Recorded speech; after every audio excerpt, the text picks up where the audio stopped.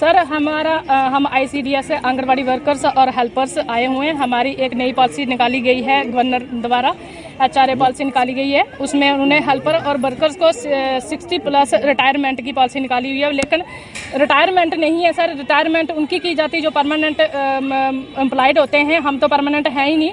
और उन्होंने जिन वर्करों और हेल्परों ने 40-40, 50-50 साल इस डिपार्टमेंट को दे दिए हैं सर, उन्होंने ऐसे ही निकाल दिया। कोई पैसा नहीं, कोई ग्रेजुएटी नहीं, कोई पेंशन नहीं, कुछ नहीं। और इसलिए हम इस फैसले से नाराज हैं, इसलिए हम ये प्रोटेस्ट कर रहे हैं सर। मेरा नाम नीलम शर्मा है। मैं आंगनबाड़ी वर्कर और हेल्पर यूनियन उधमपुर डिस्ट्रिक्ट से हूँ।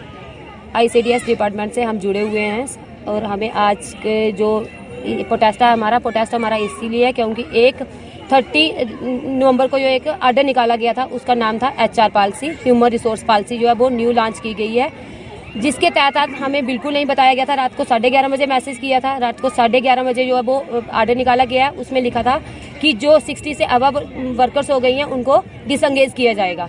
वो तो कह रहे हैं कि रिटायर है, लेकिन हमारे अकॉर्डिंग वो जो है वो रिटायर नहीं है। उसमें डिसंगेज कर दिए हैं कि 60+ जो हो गए वर्कर्स उनको डिसंगेज कर देंगे। और साथ में एक और उन्होंने साथ में पॉलिसी जोड़ दी है कि जो वर्कर्स एक वार्ड में रहती है, उस वार्ड में नौकरी करती है, तो अगर वो दूसरी वार्ड में अगर शिफ्ट अपना हाउस ही कर देती है या उसकी मैरिज हो जाती है, उसको भी डिसंगेज किया जाएगा।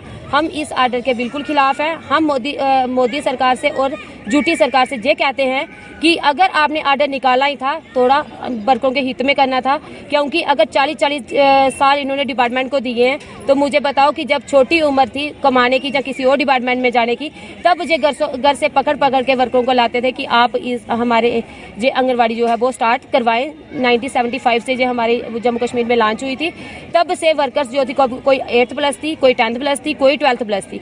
बीच में मुझे लगता है कि कोई 5% वर्कर जो होगी वो तब 10th पास थी, बाकी अदरवाइज वर्कर्स जो थी वो 5th और 8th पास थी। लेकिन अब इन्होंने पॉलिसी निकाली है कि 10th पास जो है वो हेल्पर होगी, 12th पास जो है वो वर्कर होगी। लेकिन हम उनसे पूछना चाहते हैं कि जो वर्कर अगर आपको 40 साल डिपार्टमेंट को दे चुकी है, तो अब वो खाली हाथ कैसे लौटेगी और अपना घर का गुजारा कैसे करेगी। कुछ वर्कर्स ऐसी हैं जो इसी के ऊपर डिपेंड हैं, उनका कोई भी आगे का जो है रिसोर्स ऑफ इनकम नहीं है। तो हम उनसे पूछना चाहते हैं कि अगर आपने ये पॉलिसी बनानी थी, पॉलिसी ऐसी बनाते कि जो इनके हित में होती। पॉलिसी हमने इनसे ये डिमांड रखी थी, हमने 6 महीने पहले भी प्रोटेस्ट किया था, उसमें भी ये डिमांड रखी थी कि एक पॉलिसी बनाओ जिसमें रिटायरमेंट के लिए 3 लाख तक वर्कर को दो, 5 लाख को हेल्पर को दो, और कम से कम इनको थोड़ी पेंशन जो है वो दे दो, जिससे इनका अपना गुजारा बस्ता भी होता रहेगा और साथ में बुढ़ापा जो है वो समय से निकल जाएगा और इनको कोई परेशानी नहीं होगी। आज के ज़माने को लेके अगर देखा जाए तो 3 लाख 5 लाख भी बहुत कम है, लेकिन हम इस गवर्नमेंट से इतने मतलब कि वो शर्मसार हैं कि इन्होंने 2-3 लाख की बात तो छोड़ो, इन्होंने हम तक देखा तक नहीं। जो इनकी पेंडिंग सैलरी थी उनको वो भी नहीं दे रहे हैं, ऐसे ही डिसंगेज कर रहे हैं।